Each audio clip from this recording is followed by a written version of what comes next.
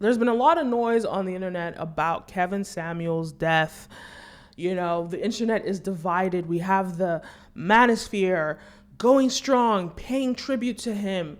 He even has this lawyer guy that's like, I haven't really watched those lives, but trying to, I don't know. He's representing Kevin Samuels and all of that stuff. Then we have the femisphere, if that's what they call it. But we have the other side of the internet who completely hate him. At the end of the day, whether or not people are rejoicing his death or not, I mean, hey, it's your business.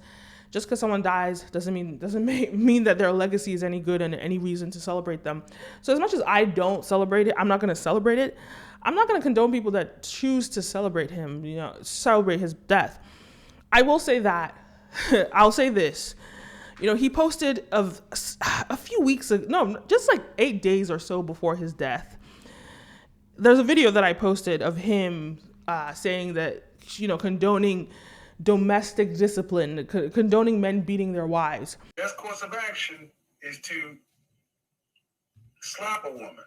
And also, people should ignore their children if they report sort of sexual abuse.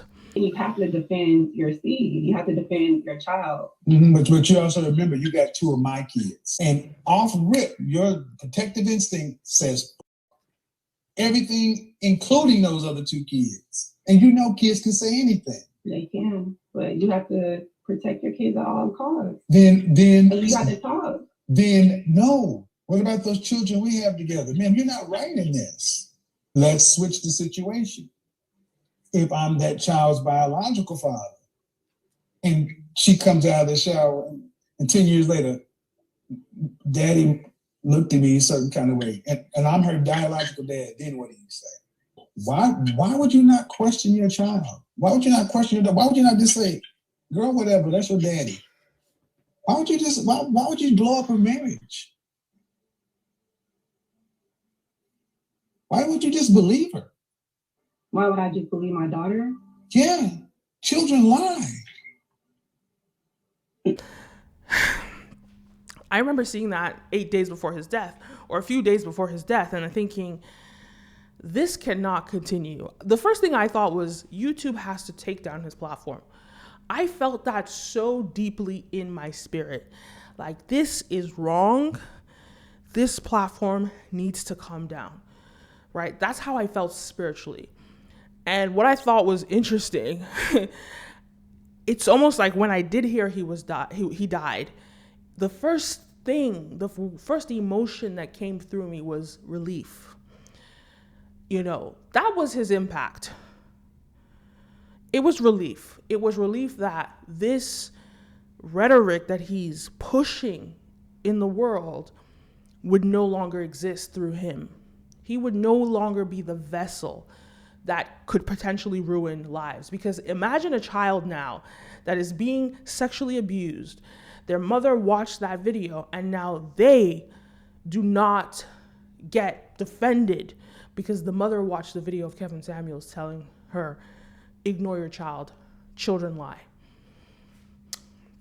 Because as much as I don't think that Kevin Samuels per se, well, I can't say that, but he might not be that bad of a human being. He might not be that extreme of a human being, but that's just him. Think about the millions of people that he's influencing. Think about one of the people that he influenced, the New York shooter who went to shoot up the train station. You don't know what the impact of your words are. So you might not have bad intentions, but what you spread to the world could end up being bad. So my thoughts was relief. Now, I wasn't celebrating him. I was not celebrating his death. And even if I was, so what? But I wasn't celebrating his death, but I did feel relief. Now, I didn't imagine that it would be death that would happen. And I would never wish death on anyone. Cardiac arrest is the most common cause of death for Black people in America, period. I don't think anybody would wish death on anyone, but I did feel spiritually that something needs to happen. This cannot go on. And I was shocked to find that it was actually his death, right? But it's not, him dying is not going to stop it, but I think it is impactful. I think it is impactful because it takes a while to build a platform like the one he built. It takes years. So the next person that wants to be the next Kevin Samuels is going to take a while for them to become that. And either way, everyone's going to have their own unique voice. So I don't know that there's ever going to be somebody quite like him, right? And at the same time, I think YouTube needs to do its job. Like, I know it's difficult because there's so many creators on the platform. It's difficult to monitor everything. But YouTube has to be very careful about conversations around domestic violence, child abuse, and all those things, to not allow that stuff be promoted on its platform. And someone like Kevin Samuels promoting that on this massive platform that he built for himself, problematic. But we don't have to worry about that. In the meantime, I don't blame anyone that's not sad about his death. I don't blame anyone that doesn't care. I don't blame anyone that, but I just know that the first wave of emotion that came through me was relief. It was relief because it was like, I just felt it, like, this needs to stop. This is not acceptable. And then he goes and dies. And it's like, wow. Wow. But, I understand that he has family, he has friends.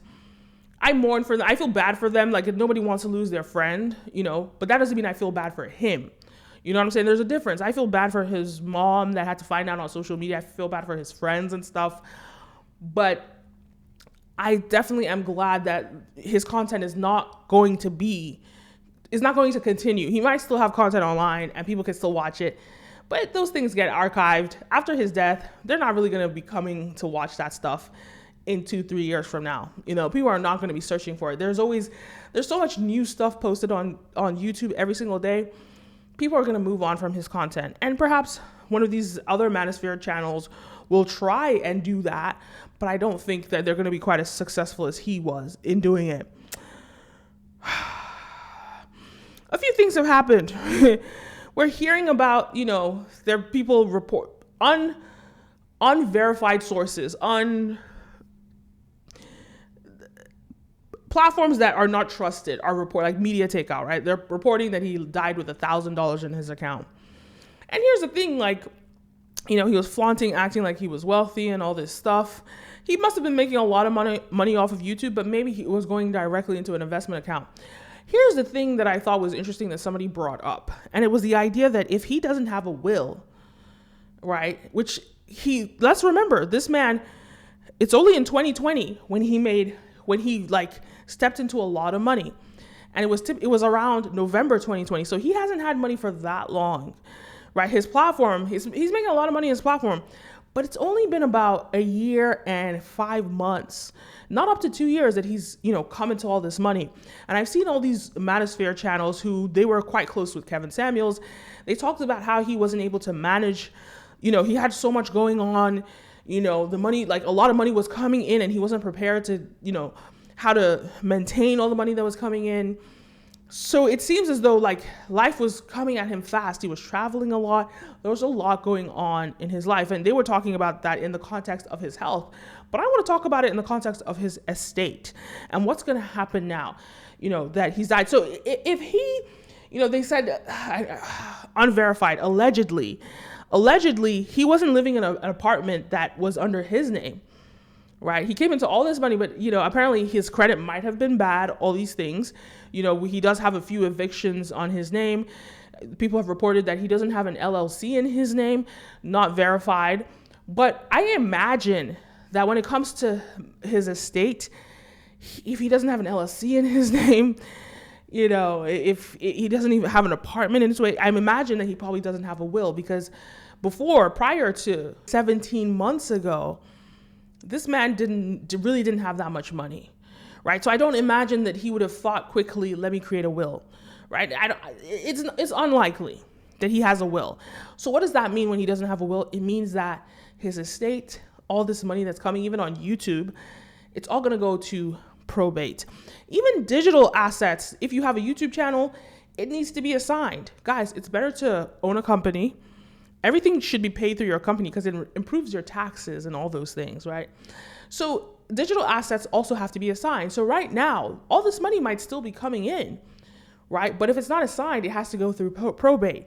And what does that mean? Probate takes a minimum of 24 months to process. And think about it, COVID just hit. So there's a backlog of probate, right? So it's gonna take a while. And to open a probate case, it's about $2,000+ plus. I'll put the number down. So his daughter, his mother, for them to even access his estate,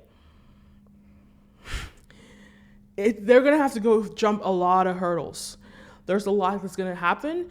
And it's just, I think if anything, it's just a lesson for people to get your house in order, write a will, have a trust, and all these things. I understand that he just came into money, so it's kind of crazy that it took this, you know, hey, I don't know. He might have done something, but the chances that he's put his house in order when his life was spinning so fast, like he's in an episode of Atlanta.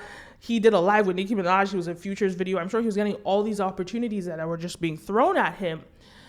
No time to sit down. And he was a one-man team. You know, one of the, I think O'Shea Duke Jackson or something. He confirmed that he was a one-man team. He didn't really have a team. And he sort of did everything on his own. So, like, I don't imagine that his house was in order. So, it looks like it's a mess. It looks like it's going to be a mess. Going to go through probate and all those things. But I guess it's just a lesson for people. Set up an LLC. I should get sponsored by this company, but this company called Taylor Brands, you can actually just go on their website right now and open up an LLC, and it doesn't take time at all. And it's quite, compared to getting an LLC in most places, it's quite affordable. So go check out Taylor Brands for sure. And yeah, so they should sponsor me. All this stuff happened, and it happened so fast. So guys, get an LLC, have a will or a trust. Like a trust is great because even with a will, you still have to go through probate, but with a trust, you don't have to go through probate. So so basically the benefits of a trust is, and that's why they call them trust fund babies, because they typically, all their inheritance is put through a trust. But the benefit of a trust, even in your life, when you're alive, having a trust is important, because if something happens to you and you get sued, they can't come after you. If, like, let's say, for example, all your assets are in trusts, right? They're in a trust or a bunch of trusts. If somebody sues you and tries to take everything you're worth, you actually don't own anything. All your assets are owned by this trust, and you just control the trust. And you can say, once I die, the ownership of this trust or the control of this trust then goes to XYZ. This is how rich people stay rich, by the way. Rockefeller said this: own nothing, control everything. That's why when you sue rich people or you do whatever to rich people, you don't get much money from them, because they don't own anything. And it's all owned they control the trust. And so the benefit of having a trust is if somebody dies, so first of all, the first benefit is when you're alive, if you get sued and everything is owned by your trust, they can't take your money, they can't take your house, they can't take anything from you, right? Because you don't own anything, right? But when you die, you could say, once I die, this trust is going to be owned by this, and that person. So they inherit the trust. And that way you could avoid probate. So that's if you have your family, etc. You want them to avoid the whole probate process. You want them to get immediate access to your funds. That's how it works. But I think we need to be talking about estate planning a lot more in the Black community and just in the people in general. There's a lot that we don't know, but this stuff is very important. So it's quite interesting to see we'll never know. It's YouTube. It's not like there's press covering this, so we don't really know how his estate is going to be divided, how much money he really has, his net worth, or anything like that. We really don't know. It's private information. Who knows? You know, there are a lot of YouTubers claiming that he was broke, but I don't think he was broke. We could tell by just looking at his platform that he's making a lot of money. He does all these lives, so he's getting super chats. There's a lot of money that would have been coming in. But what's going to happen to that money now? Well, and even his platform, who's going to be able to log in? So guys, if you own a social media platform, it needs to be run by your company. But those are my thoughts. Let me know your thoughts. Leave a comment down below. Don't forget to like, follow, subscribe, all the above. My name is Kenim, and see you next time. Peace.